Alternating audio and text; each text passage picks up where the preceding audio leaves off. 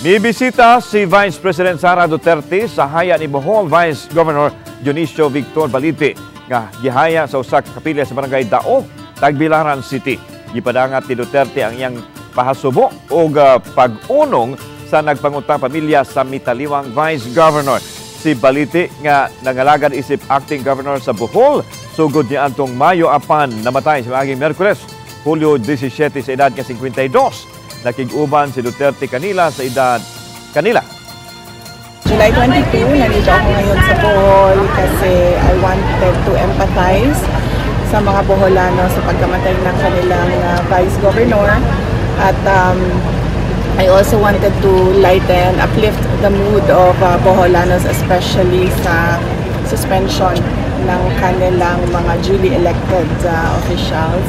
And of course, it's Bohol Day, so I am bringing a message of hope sa mga Boholanos na kaya natin pagtulungan at pagsikapan na maging maayos muli ang bayan natin. Darang ipahibaw sa Vice Presidente nga dili siya mutambong o mutanaw sa Sibya sa telebisyon sa State of the Nation Address usuna ni Presidente Bongbong Marcos.